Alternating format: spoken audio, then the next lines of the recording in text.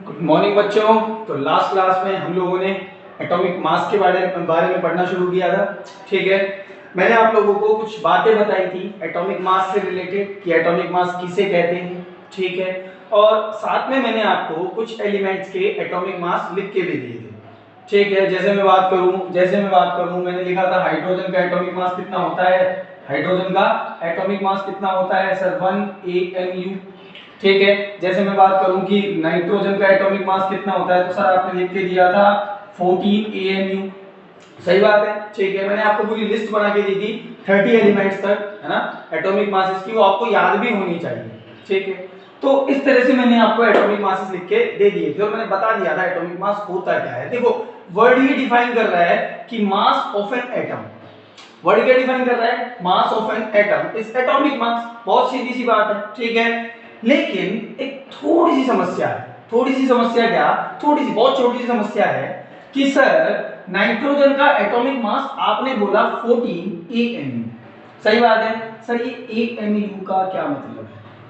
बहुत छोटी सी बात है बट बहुत इंपॉर्टेंट है कि सर ये AMU का एक्चुअली में मीनिंग क्या है। देखिए, इसको हम बोलते हैं, इसका मैं फुल फॉर्म बताऊं आपको तो इसका फुल फॉर्म होगा एटॉमिक मास यूनिट। क्या कहा जाता है इसको? एटॉमिक मास यूनिट, या एट प्रेजेंट IUPAC इसको यूनिफाइड मास भी कह देता है। क्या बोल देता है? यूनिफाइड मास। अब वापस से सुन ले एक बार भाई, हमने देखा था अगर टेबल बनाई थी, मैंने आपसे कहा नाइट्रोजन का मास 14 AMU है, कार्बन का मास 12 AMU है, ऑक्सीजन का मास 16 AMU है। अब मुझे उस AMU का मतलब तो पता हो। सही बात है, AMU का मतलब होता है एटॉमिक मास यूनिट। केवल इतना मतलब नहीं होता इसका, फुल फॉर्म है तो इसकी एटॉमिक मास यूनिट। आज हमें इसी को डिस्कस करना है, इसी से रिलेटेड बात करनी है। तो ये लेक्चर बहुत इंपॉर्टेंट है, आपको ध्यान से देखना है आगे इस लेक्चर को कि एक्चुअली में एटॉमिक मास यूनिट क्या होती है। आप ध्यान से नहीं देखेंगे तो मैं आपको बता रहा हूँ बच्चे बहुत कंफ्यूज होते हैं इसमें कि क्या होती है एटॉमिक मास यूनिट, और वो रटते फिरते हैं, फिर वो डेफिनेशंस रटते फिरते हैं कि एटॉमिक मास यूनिट की एक्चुअली में डेफिनेशन क्या होगी। अच्छा सुने आप बात को ध्यान से, मैं आपको एटॉमिक मास यूनिट के बारे में कुछ बताऊं उससे पहले हम कुछ बातें कर लेते हैं। मैं आपसे पूछूं कि आपका मास कितना है, तो आप में से कोई कहेगा सर 50 केजी, आप में से कोई दूसरा कहेगा सर 52 केजी, आप में से कोई तीसरा कहेगा सर 40 केजी, कोई 45 केजी, कोई कहेगा 60 केजी, कोई कहेगा 70 केजी, कोई कहेगा 100 केजी। नहीं सर, ये कोई नहीं कहेगा, है ना। तो कहने का मतलब ये है कि मैं आपसे अगर आपका मास पूछूं तो आप मुझे अलग अलग क्वांटिटी बताएंगे और साथ में यूज लेंगे केजी का। सही बात है। What is the meaning of KG? जानते हो ना सब? किलोग्राम। सही बात है, किलोग्राम। अच्छा, जैसे जैसे आपने मुझसे पूछा कि सर आपका मास कितना है, आपका वेट कितना है, तो मैंने कहा कि मेरा वेट है 50 केजी। कितना है? 50 केजी। अब ये बात मुझे भगवान थोड़ी बता के गए कान में आगे कि हाँ भाई तेरा जो वेट है वो 50 केजी है। बात समझ रहे हो, फील कर रहे हो कि ये जो मास या वेट मैंने बताया आपको, ये मेरे को कोई भगवान थोड़ी बता के गए आगे कि आपका वेट 50 केजी है। अब किसी दुकानदार के गए, आपने कहा कि सेब लेने के लिए गए, आपने कहा 1 किलो सेब दे दो भाई, 1 किलोग्राम सेब दे दो। उसने आपको सेब दे दिए 1 किलोग्राम। अब किस तरह दिए? सुनो सुनो कैसे दिए। उसने एक तरफ बैलेंस के तराजू के एक तरफ एक बाट रखा और दूसरी तरफ क्या रखे? सेब। दूसरी तरफ क्या रखे? सेब। और आपको तोल के इस तरह उसने दे दी। सही बात है। अब वो जो सेब का वेट है या मास है, क्या वो उसका एब्सोल्यूट मास है? क्या वो उसका खुद का मास है? नहीं, वो एक्चुअली में रिलेटिव मास है उस 1 किलोग्राम वेट के कंपैरिजन के, उस 1 किलोग्राम के बाट के कंपैरिजन के। थोड़ा कंफ्यूज हो रहे हैं, मेरी बात ध्यान से सुने आप, मैं क्या कहना चाह रहा हूं। मैं कहना चाह रहा हूं कि मेरा मास 50 केजी है, दैट मींस मेरा रिलेटिव मास 50 केजी है। दैट इज मेरा रिलेटिव मास 50 केजी है। एक्चुअली में कोई चीज है जो 1 केजी के बराबर है। ध्यान से सुनना, फील लेना इसका।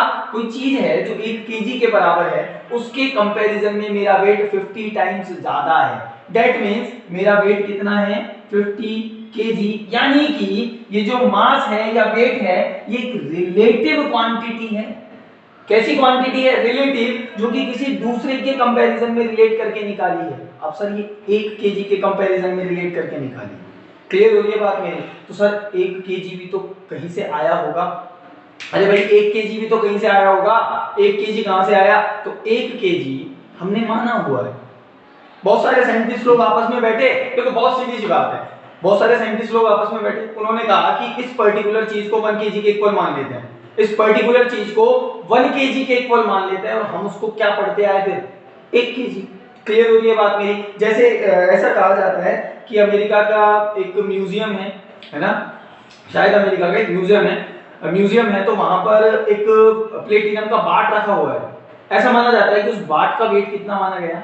1 किलोग्राम। और पूरी दुनिया में कह दिया गया, पूरी दुनिया में बंटवा दिए गए उस तरह के बाट लोहे के बनवा के। क्लियर हो ये बात? में सबसे कह दिया गया कि इसको आप आज से कितना मानोगे? 1 kg मानोगे। क्लियर हो रही? ये मानी हुई चीज है, जो किसने मानी है? ह्यूमन बीइंग ने, साइंटिस्ट लोगों ने आपस में सहमति से कि हाँ भाई इस चीज को 1 kg मान लेते हैं। ठीक है, सब सहमत हो गए, सब एग्री हो गए, 1 kg मान लेते हैं। जैसे मैं बात करूं आपको 1 मीटर की, तो 1 मीटर लेंथ लगभग इतनी होती है, लगभग इतनी होती है। अब ये भगवान थोड़ी बता के गए हम ह्यूमंस को कि आप 1 मीटर इतनी मान लो। क्लियर होती है बात मेरी? साइंटिस्ट लोगों ने मीटिंग की, उन्होंने बोला कि लेंथ मेजर करने के लिए कुछ चाहिए। उन्होंने कहा कि इतनी लेंथ को, इसकी प्रॉपर डेफिनेशन है, 1 kg की प्रॉपर डेफिनेशन है। जैसे मैं बताऊं आपको, आपकी किताबों में मिल जाएगी, फिजिक्स में भी पढ़ोगे, केमिस्ट्री में भी पढ़ोगे कि 4 डिग्री सेंटीग्रेड टेम्परेचर पर 1 लीटर वाटर का जो वेट होगा, जो मास होगा, वो किसके इक्वल होगा? 1 kg के इक्वल। आई रिपीट कि 4 डिग्री सेंटीग्रेड टेम्परेचर हो तो 1 लीटर वाटर ले लो, उसका जितना मास होगा वो किसके इक्वल मान लिया उन्होंने? 1 kg के इक्वल। क्लियर हो गई बात मेरी? इसकी प्रॉपर डेफिनेशन है हमारे पास, 1 मीटर की प्रॉपर डेफिनेशन है हमारे पास। क्लियर हो रही है बात मेरी? इवन 1 सेकंड की प्रॉपर डेफिनेशन है हमारे पास, 1 सेकंड की प्रॉपर डेफिनेशन है हमारे पास। क्लियर हो रही है? लेकिन ये सब रिलेट करती हुई क्वांटिटीज हैं। एक्चुअली मास एक रिलेटिव क्वांटिटी है। हम क्या कर रहे हैं कि हमने किसी चीज को 1 kg मान लिया, आई रिपीट, हमने किसी चीज को 1 kg मान लिया, और उसके कंपैरिजन में आप क्या कर रहे हैं? दूसरी चीजों का मास निकाल रहे हैं, वेट निकाल रहे हैं। जैसे मैंने कहा मेरा वेट 50 kg है, तो जो चीज 1 kg मानी है उसके कंपैरिजन में मेरा वेट कितना ज्यादा है? 50 times. Are you getting this or not? Are you getting this or not? मतलब मेरे को खड़ा कर दो और ऐसे 1 किलो के 50 वाट रखो, तब वेट इक्वल होगा। क्लियर होती है बात मेरी? ठीक है, मैं इतना कहना चाह रहा था अभी के लिए कि जो मास है, मास ये एक रिलेटिव मेजरमेंट है, और एक्चुअली जितने भी मेजरमेंट्स हैं सब कैसे होते हैं? रिलेटिव। सब किसी न किसी चीज को मान के तो निकाले गए, सब किसी न किसी चीज को, हमने 1 मीटर लेंथ मान ली किसी चीज की। क्लियर हो रही है बात मेरी? हमने कहा कि एक पर्टिकुलर वॉल्यूम है, उस पर्टिकुलर वॉल्यूम को आज से 1 मीटर क्यूब मान लो। क्लियर होगी? जिसकी लेंथ 1 मीटर हो, जिसकी ब्रेथ 1 मीटर हो, जिसकी विड्थ 1 मीटर हो, उनके प्रोडक्ट को कितना मान लो? 1 metre cube, volume 1 metre cube हो गया। रिलेटिव है। कैसा है? रिलेटिव है। क्लियर होगी? डेंसिटी, मैंने कहा वाटर की डेंसिटी 1 ग्राम पर ml है, तो मानी हुई है। क्लियर हो रही है? अब ओरो की डेंसिटी किसके कंपैरिजन में निकाली जाएगी? वाटर के कंपैरिजन में। कि वाटर के कंपैरिजन में 4 गुना ज्यादा डेंसर है, या वाटर के कंपैरिजन में 3 गुना ज्यादा डेंसर है। क्लियर हो रही है बात मेरी? कोई दिक्कत यहां तक? तो इतना समझना चाहिए मुझे, यहां तक इतना समझ के आ जाना चाहिए कि ये जो मास है ये एक रिलेटिव क्वांटिटी है। कैसी क्वांटिटी है? Relative quantity. क्लियर है बात मेरी? तो ऑब्वियस सी बात है कि एटॉमिक मास यूनिट, भाई एटम का मास पाने के लिए अब ग्राम का तो यूज कर नहीं सकते। देखो एटम एक बहुत ग्राम या किलोग्राम का यूज नहीं कर सकते ना। सुनो बात को ध्यान से, एक एक चीज फील करनी है यहाँ पे। कुछ भी समझ में नहीं आया आप मुझसे वापस पूछोगे, यहाँ कुछ मिस नहीं करना है, कुछ भी मिस नहीं करना है, ईमानदारी से पढ़ना है इसको। अब सुनो ध्यान से मेरी बात को। मैंने आप लोगों से कहा कि एक एटम का मास लेके आओ, बताओ मुझे कितना है, बताओ मुझे कितना है। आप गए, आपने कहा कि यार ये एटम तो नेक डाई से नहीं दिखता, इसका मास कहाँ से बताएं। अब किलोग्राम तो बहुत दूर की बात है, आप ग्राम में भी नहीं बता सकते ना। अरे आप जानते हो कि 1 किलोग्राम किसके इक्वल होता है? 1000 ग्राम की। दूसरी यूनिट है मास की, तो क्या आप ग्राम में भी उसका मास आसानी से बता पाओगे? एक्चुअली वो बहुत कम मास वाला मास वाली चीज है, बहुत कम मास होगा उसका। एक एटम का, एक पर्टिकुलर एटम का बहुत कम मास होगा, आप उसको ग्राम और किलोग्राम में मेजर नहीं कर सकते। क्लियर हो गई बात? में कर भी लिया तो खुद से सोचो आपको कितना कितना ज्यादा लिखना पड़ेगा उसके लिए, भी आगे पता लग जाएगा आपको। ठीक है कि एक एटम का मास ग्राम में कितना होता है, और जिसको कॉपी पे लिखना है, जिसको याद रखना कितना मुश्किल है। तो साइंटिस्ट लोगों ने कहा कि यार इस ग्राम को और किलोग्राम को छोड़ते हैं, ये हमारे काम नहीं आएगा। एटम्स के मास के मेजरमेंट के लिए काम नहीं आएगा, तो उन्होंने कहा कि एक नई यूनिट बना लेते हैं which is atomic mass unit. उन्होंने कहा कि एक काम करते हैं, नई यूनिट बना लेते हैं, कौन सी? एटॉमिक मास यूनिट, जिसे कहा उन्होंने AMU, और एट प्रेजेंट इसे ही कहा जाता है यूनिफाइड मास। क्या कहा जाता है? यूनिफाइड मास। तो सबसे पहले समझें एटॉमिक मास यूनिट क्या होती है, इसकी इंपॉर्टेंस क्या है कि भैया एक एटम का मास इतना कम होता है कि you can't be measure the mass of the atom in gram or kilogram. तो हमने कहा कि नई यूनिट बना लो। नई यूनिट क्या बनाएंगे? Atomic mass unit. क्लियर हो गई बात मेरी? और अभी मैंने आपसे कहा कि इसको किसी से रिलेट करना पड़ेगा। Are you getting this or not? इसको किसी से रिलेट करना पड़ेगा भाई। भगवान ने थोड़ी आके बताया, अरे भाई मुझे पता तो हो कि मुंह से सवाल पूछ लिया, एक बहुत छोटा सा सवाल कि ठीक है एटॉमिक मास यूनिट मान लिया आपने, कह दिया नाइट्रोजन का एटॉमिक मास 14 AMU होता है। कितना होता है? 14 AMU होता है। ठीक है, यानी कि nitrogen is heavier than 14 time heavier than 1 AMU। Am I right or not? बहुत सीधी सी बात है। मैंने क्या कहा? नाइट्रोजन का मास कितना होता है? 14 AMU। कितना होता है? 14 AMU। अब आपसे ये पूछ लिया कि बिल्कुल सही बात है, nitrogen is heavier than 14 time heavier than 1 AMU। आपसे पूछ लिया कि व्हाट इज 1 AMU? कैसे डिफाइन करोगे? 1 AMU क्या है? ये भी तो सवाल उठता है कि एक्चुअली में ये 1 AMU है क्या? किसी चीज को माना भी तो होगा। जैसे अभी मैंने कहा कि 4 किलोग्राम 4 डिग्री सेंटीग्रेड पर 1 लीटर वाटर का मास कितना माना? 1 kg। तो सर ये भी तो किसी चीज को माना ही होगा। भगवान ने आके तो ये भी नहीं बताया होगा कि एक एटम का मास 1 AMU या फिर इस चीज को आप 1 AMU मान लो। क्लियर हो ये बात मेरी? तो साइंटिस्ट लोगों ने कहा कि हाइड्रोजन का जो मास है, किसका? हाइड्रोजन का जो मास है, उसको आज से 1 यूनिट मान लेते हैं। आई रिपीट, सबसे पहले की बात बता रहा हूं, ये AMU से भी पहले की बात है। ये पूरा एक तरह से हिस्ट्री की तरह चलेगा आपके दिमाग में, चलना चाहिए आपके दिमाग में। सुनो मेरी बात, क्या कहा मैंने कि सबसे पहले साइंटिस्टों ने क्या किया? उन्होंने पकड़ा हाइड्रोजन। उन्होंने कहा हाइड्रोजन का मास कितना मान लेते हैं? 1 यूनिट। कितना मान लेते हैं? 1 यूनिट। और बाकी सबका मास इसके कंपैरिजन में निकालते हैं। बाकी सबका मास इसके कंपैरिजन में निकालते हैं। क्लियर हो रही है बात मेरी? बाकी सबका मास इसके कंपैरिजन। जैसे मेरे से कहा गया कि नाइट्रोजन का मास जस्ट इमेजिन x यूनिट है। उस टाइम की बात कर रहा हूं, अपने आप को 90s में लेके 1920 के आसपास लेके जाओ। 1920 के आसपास की बात है ना, जब हाइड्रोजन को रेफरेंस लिया गया। ऐसा कहा गया कि हाइड्रोजन के मास के रेफरेंस में बाकी सबका मास निकालेंगे और हाइड्रोजन का मास कितना मान लेंगे? 1 यूनिट। कितना मान लेंगे? 1 यूनिट। अब अगर 1920 में आपसे कहा जाए कि जस्ट इमेजिन कोई एलिमेंट है, उसका मास है x यूनिट, इसका मीनिंग क्या है? या उसका मास है 10 यूनिट, इसका मीनिंग क्या है कि ये एटम हाइड्रोजन के कंपैरिजन में कितना टाइम भारी है? 10 टाइम। कितना टाइम हैवी है ये? 10 टाइम्स। क्लियर हो रही है बात मेरी? क्लियर हो रही है बात मेरी? जैसे मैंने कहा आपसे कि मान लीजिए कि किसी एटम का मास 20 यूनिट्स है। कितना है? 20 यूनिट्स। अपने आप को 1920 में रखिए।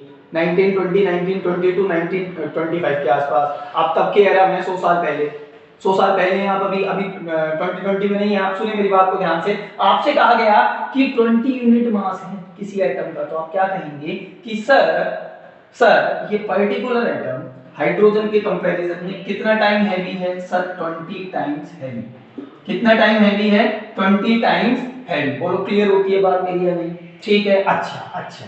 फिर हाइड्रोजन को कहा कि यार ये ज्यादा काम देगा नहीं। कुछ साइंटिस्ट थे जिन्हें पसंद नहीं था कि हाइड्रोजन को आप मानो, है ना। एक रीजन दिया था हाइड्रोजन को मानने का कि हाइड्रोजन के मास को हम कितना मान लेते हैं? 1 यूनिट। कितना मान लेते हैं? 1 यूनिट। आई रिपीट, हाइड्रोजन के मास को कितना मान लेते हैं? होता कितना है डजंट मैटर, मान कितना लेते हैं? 1 यूनिट। क्लियर है बात मेरी? उसके कंपैरिजन में निकालते हैं। लेकिन कुछ साइंटिस्ट लोगों को प्रॉब्लम थी। कुछ साइंटिस्ट लोगों ने कहा कि यार हाइड्रोजन का मास 1 यूनिट मानना सही नहीं है। हाइड्रोजन का मास 1 यूनिट मानना सही नहीं है। मतलब वो खुश नहीं थे हाइड्रोजन के मास को 1 यूनिट मानने, यानी कि हाइड्रोजन को रेफरेंस लेने से वो खुश नहीं थे। तो लोगों ने कहा कि ठीक है भाई तुम बता दो तुम बता दो कि किसको माने, मतलब कोई ना कोई रेफरेंस तो लेना पड़ेगा। तो उन्होंने कहा यार रेफरेंस आप ऐसे एलिमेंट को लो, आप रेफरेंस ऐसे एलिमेंट को लो जो कुछ कंडीशंस पूरी करता हो, जो कुछ आप ऐसे किसी को उठा रहे हो, अरे भाई देखो बात को फील लेना, 1 किलोग्राम ऐसे ही नहीं बनाया गया। 1 किलोग्राम पर्टिकुलर साइंटिस्ट लोगों ने आपस में बातचीत की, उन्होंने कहा कि कुछ मेजरमेंट्स बनाए कि इन चीजों को जो फॉलो करेगा उसको 1 kg मान लेते हैं, इन चीजों को जो फॉलो करेगा उसको 1 kg मान लेते हैं। Are you getting this or not? तो यहां भी ऐसा ही था कि यार आप 1 यूनिट मान रहे हो किसी को, तो यार वो कुछ चीजें तो फॉलो करे, ठीक है, कुछ चीजें तो फॉलो करे। तो रेफरेंस के लिए थोड़ा जिद बहस हुआ कि किसको रेफरेंस लें किसको ना लें। मैं बताऊं, जैसे मैंने भी बताया आपको कि पहले हाइड्रोजन को लिया गया, उसके बाद ऑक्सीजन को लिया गया, और आज के टाइम में हम किसको रेफरेंस लेते हैं? कार्बन। आपने पढ़ा है 9th क्लास में, मैं जानता हूं 1 AMU की डेफिनेशन भी पढ़ी है आपने, लेकिन समझ में नहीं आई थी सर, आधी समझ में आई थी आधी नहीं आई थी। समझता हूं मैं इस बात को, अब सुने ध्यान से, बात को पूरी आएगी समझ में, सुने बात को ध्यान से कि आज के टाइम में रेफरेंस किसको माना जाता है? कार्बन को। किसको माना जाता है? कार्बन को। कार्बन के रेफरेंस में किसका मास निकाला जाता है? बाकी एटम्स का। किसका मास निकाला जाता है? बाकी एटम्स का। सर क्यों माना जाता है कार्बन को रेफरेंस? सवाल पूछ लेता है, बहुत सारे एग्जाम्स में सवाल आता है कि कार्बन को ही रेफरेंस आज के टाइम में क्यों लिया गया, ठीक है? तो बहुत सीधा सा इसका जवाब है। अच्छा एक बात बताओ, आपको क्लास का मॉनिटर चुनना है, क्लास का मॉनिटर चुनना है, तो ऐसे ही किसी को खड़ा करके बना दोगे क्या? अरे भाई खड़ा हो जा, मॉनिटर है तो आज से क्लास का नहीं ना, तो वो कुछ कंडीशंस पूरी करना चाहिए, है ना? देखो समझो बात को, आप मॉनिटर किसे बनाओगे क्लास का? नंबर 1 जो प्रेजेंट अच्छा खासा रहता हो, ऐसा नहीं कि वो स्कूल ही नहीं है ना? पता लगे कि 10 दिन में एक बार स्कूल आता है, आपने उसको मॉनिटर बना दिया, तो उसकी प्रेजेंस अच्छी हो, रेगुलर हो, स्कूल आता हो। यहां हम देखेंगे कि उसका परसेंटेज अच्छा हो नेचर में, मतलब अबेडेंस, एविडेंस अच्छी हो उसकी। क्लियर हो रही है बात मेरी? ठीक है, यानी कि ये नेचर में अच्छी खासी क्वांटिटी में प्रेजेंट होना चाहिए, नेचर में अच्छी खासी क्वांटिटी में प्रेजेंट होना चाहिए। ऐसा नहीं कि ये नेचर में बहुत थोड़ा सा पाया जाता है और इसको आप क्या बना दो? कैप्टन बना दो। आप कह दो कि इसके रेफरेंस में बाकी सबका एटॉमिक मास निकालेंगे, इसके एटॉमिक मास को कुछ मान लेंगे, बाकी का एटॉमिक मास उसके रेफरेंस में निकालेंगे। ऐसा तो नहीं कर सकते ना, प्रेजेंट तो अच्छे से हो वो। तो साइंटिस्ट लोगों ने ये कहा कि इसकी जो एविडेंस है वो ज्यादा होनी चाहिए। क्लियर है बात मेरी? ठीक है, तो लिख देते हैं अपन यहाँ पे should be present, should be present. किसको माना? शुड। रेफरेंस किसको माना और क्यों माना? देखो कार्बन को माना था, क्यों माना? कि उन्होंने कहा कि should be present in good quantity in nature, ऐसा होना चाहिए। सही बात है? अरे हाँ या ना? ऐसा होना चाहिए कि वो नेचर में अच्छी खासी क्वांटिटी में हो। कार्बन होता है, carbon 5th most evidence element है, 5वां सबसे ज्यादा पाए जाने वाला एलिमेंट है। कौन? कार्बन। क्लियर हो रही बात मेरी? तो अच्छा खासा प्रेजेंट है। क्लियर हो रही बात मेरी? दूसरी कंडीशन ये कही कि छोड़ते हैं, मैं आपसे एक सवाल पूछ रहा हूँ। अच्छा आप ऐसे किसी बच्चे को मॉनिटर बना दोगे क्या जो बिल्कुल ही बोलता ही ना हो क्लास में, सुन सा चुपचाप सा बैठा रहता हो पीछे और किसी से कोई मतलब नहीं है, टीचर आ गया पढ़ लिया, अच्छे से पढ़ लिया, टीचर चला गया बस फिर शांत हो गया, किसी से बगल वाले से भी बात नहीं करता, इधर वाले से भी बात नहीं करता, ना किसी से आगे ना किसी से पीछे, अपनी जिंदगी में बिजी है, चल रहा है भगवान भरोसे गाड़ी, मतलब बिल्कुल नीरस सा उदास सा रहता है अपनी जिंदगी में, क्या उसे मॉनिटर बना दोगे? नहीं, यानी कि वो थोड़ा रिएक्टिव होना चाहिए, थोड़ा रिएक्टिव होना चाहिए, एक्टिव होना चाहिए ना। अरे किसको मॉनिटर बनाओगे भाई? जो थोड़ा बहुत एक्टिव हो। क्लियर हो गई बात मेरी? थोड़ा बहुत एक्टिव हो, ऐसे तो नहीं कि बिल्कुल चुपचाप बैठा रहता है, उसको बना दिया, वो कैसे संभालेगा क्लास को? नहीं संभाल पाएगा। तो यहां भी ऐसा ही हुआ कि उन्होंने कहा कि यार ऐसा कोई एटम लो रेफरेंस के लिए जो लीस्ट रिएक्टिव ना हो, लीस्ट रिएक्टिव मतलब बहुत कम रिएक्टिव ना हो, ठीक है? इन्होंने कहा ऐसा atom low which should not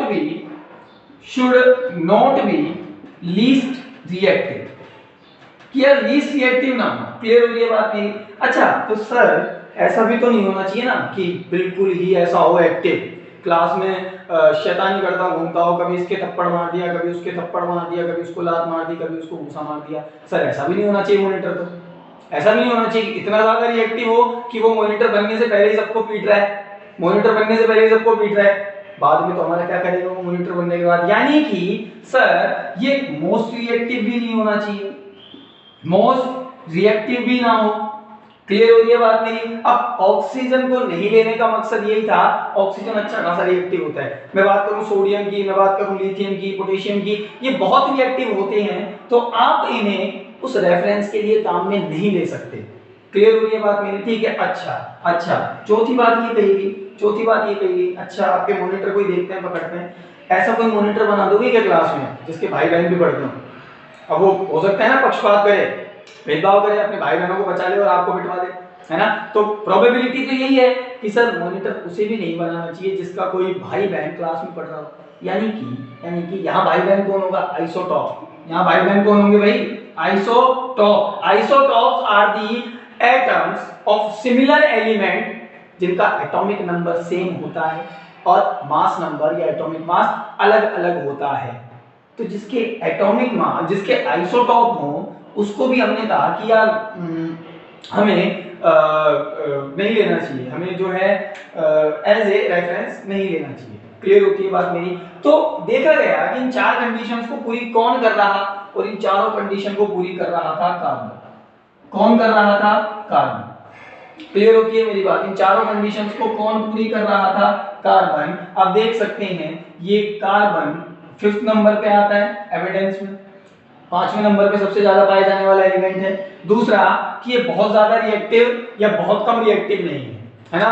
पहले मैं बात करूं बहुत ज्यादा रिएक्टिव की, तो ऐसा नहीं है कि मैंने कार्बन को बाहर निकाला और ये रिएक्ट करने लग जाएगा किसी के साथ या खराब होने लग जाएगा। कोयला कार्बन ही तो होता है, ऐसा थोड़ी होता है एयर में वो खराब होने लग जाए, नहीं ना? ठीक है। ऐसा भी नहीं है कि वो रिएक्टिव ही नहीं है, बिल्कुल ही रिएक्टिव नहीं है। आप थोड़ी सी आंच लगा दो उसमें, थोड़ी सी माचिस की तिल्ली लगा दो, थोड़ी सी फ्लेम दे दो, उसको जलने लगेगा, रिएक्शन करने लगेगा। क्लियर है बात मेरी? यानी कि ऐसा भी नहीं है कि बहुत ज्यादा रिएक्टिव है, ऐसा भी नहीं है कि लेस रिएक्टिव है। क्लियर हुई बात मेरी? और साथ में ये बात कर रहा हूं मैं 1961 की। कब की बात कर रहा हूं ये मैं? 1961 की। उस टाइम कार्बन का केवल एक आइसोटोप हमें पता था, विच इज 6C12। समझते हैं ना 6C12 का मतलब? 6 नीचे क्या है इसका? Atomic number. अरे सिंबल को कैसे रिप्रेजेंट किया जाता है जानते हो ना? जानते हो ना? C मतलब कार्बन, 6 नीचे क्या लिखा जाता है? एटॉमिक नंबर, और 12 का मतलब मास नंबर या एटॉमिक मास। तो उस टाइम, जिस टाइम ये सब हो रहा था, उस टाइम कार्बन का बस एक ही आइसोटोप हमारे पास था, which is 6C12। तो उस टाइम आइसोटोप भी नहीं थे, और एट प्रेजेंट कार्बन के 3 आइसोटोप हैं। कितने? 3। एक है 6C13 और एक है 6C14। इनमें से जो ये दोनों हैं, ये लेस देन 1% है, ये लेस देन 1% है। क्लियर हो रही है बात मेरी? मतलब 99% कौन सा आइसोटोप पाया जाता है? 6C12।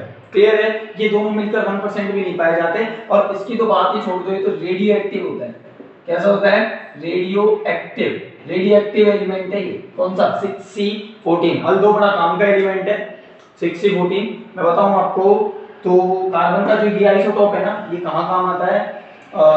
कोई मर्डर वगैरह हो जाता है तो पोस्टमार्टम करते हैं और ये बताते हैं ना कि ये इतने टाइम पहले मर गया था, ये 24 घंटे पहले इसकी मौत हो चुकी है। सीआईडी वगैरह देखते हो कि नहीं देखते मूवीज में? ये 48 घंटे पहले मर गया था, ये 40 घंटे पहले मर गया था, 42 घंटे पहले, ये सिर्फ मरे तो 3 दिन हो गए। कैसे निकाला जाता है उसको?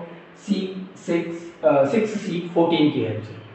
ठीक है? यानी कि ये जो है एज बताने के काम आता है ना? इससे एज बता सकते हो आप। किसी आप जानते हैं कि आपने पढ़ा होगा ज्योग्राफी वगैरह में, सोशल स्टडीज में, कि बता देते हैं कि ये फॉसिल फ्यूल इतना टाइम पुराना है, 2 करोड़ साल हो गए, 2000 साल हो गए, 2 लाख साल हो गए। तो वो भी किसकी हेल्प से बताया जाता है कि उनमें कुछ क्वांटिटी में क्या होता है? 6C14, और ये रेडियो एक्टिव एलिमेंट होता है। ठीक है? इसकी हेल्प से हम एज निकालते हैं। चलो छोड़ो, अभी अपने वो काम का नहीं है, आएगा बाद में, डिटेल में पढ़ेंगे, है ना? बता दिया मैंने, ऐसे ही टॉपिक आया तो अब सुन ले आप ध्यान से वापस से। तो ये चारों कंडीशंस कौन पूरी कर रहा था उस टाइम? कार्बन कर रहा था। तो हमने कहा कि रेफरेंस किसको ले लो? कार्बन को ले लो। हमने कहा किसको रेफरेंस ले लो? कार्बन। और कार्बन के कंपैरिजन में बाकी सबका मास निकालो। हमने कहा ध्यान से सुनना, हमने कहा बहुत ध्यान से सुनना, हमने कहा कि कार्बन 12 आइसोटोप, बहुत ध्यान से सुनना इसको, 6C12 कार्बन 12 जो आइसोटॉप है उसका मास हमने मान लिया खुद की मर्जी से 12 AMU।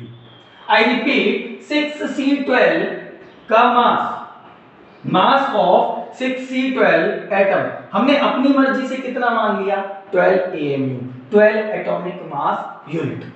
क्लियर? वन नहीं, पूरे एटम का मास कितना माना 12 AMU।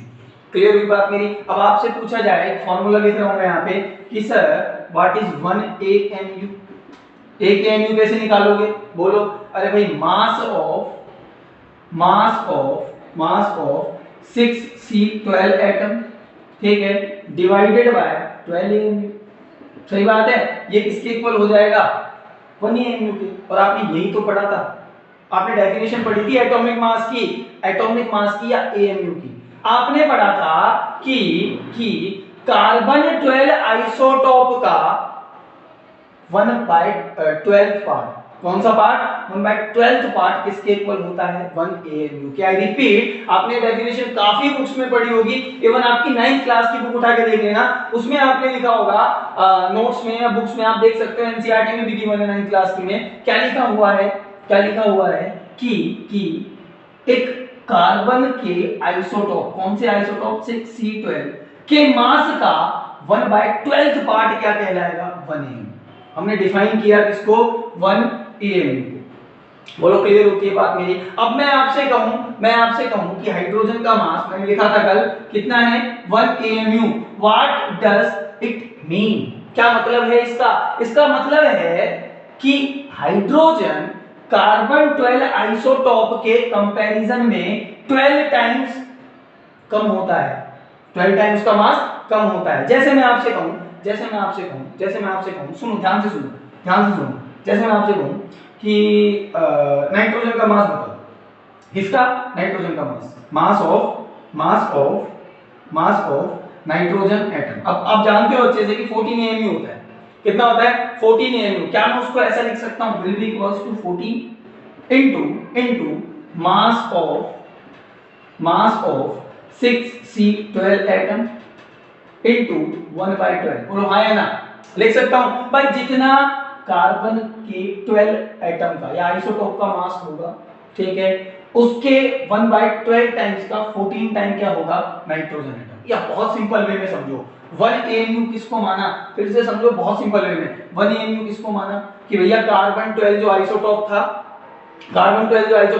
समझो यार बात को। ये मान लीजिए कार्बन 12 आइसोटोप है, एटम है, इसके कितने टुकड़े किए बराबर 12। कितने टुकड़े किए 12, और एक टुकड़े को कितना मान लिया 1 AMU। खत्म। क्लियर हुई बात मेरी? मतलब आपने इसको 12 बराबर पार्ट्स में काटा, कितने 12 बराबर इक्वल पार्ट्स में काटा, किसको 6C12 को, और इसका एक पार्ट किसके इक्वल मान लिया 1 AMU के इक्वल। किसके इक्वल मान लिया 1 AMU के इक्वल। बहुत आसान सी बात है, ठीक है। और बाकी सारे एटम्स का मास अब किसके कंपैरिजन में निकाला जाएगा, इस टुकड़े के कंपैरिजन में। कार्बन 12 पूरे के कंपैरिजन में नहीं, कार्बन 12 से जो एक टुकड़ा मिला ना 12 पार्ट करने पर, उस टुकड़े के कंपैरिजन में निकाला जाएगा बाकी सारे एलिमेंट्स का मास। क्लियर हुई बात मेरी? 1 AMU की डेफिनेशन क्लियर हुई कि एक्चुअली में 1 AMU होता क्या है। क्लियर होती है बात? इतनी 1 AMU is the mass of C612 atom upon 12 AMU। Clear इतना? अच्छा, तो हमने 1 AMU के लिए एक फार्मूला पढ़ा कि सर 1 AMU मैं यहां कोने में लिख दे रहा हूं उस फार्मूले को कि sir 1 atomic mass unit will be equals to mass of 6C12 atom या आइसोटॉप डिवाइडेड बाय 12। क्लियर हो गई बात मेरी? अच्छा, अब एक चीज आपको याद रखनी है कि सर 1 AMU ग्राम में अगर पूछे तो कितना होता है।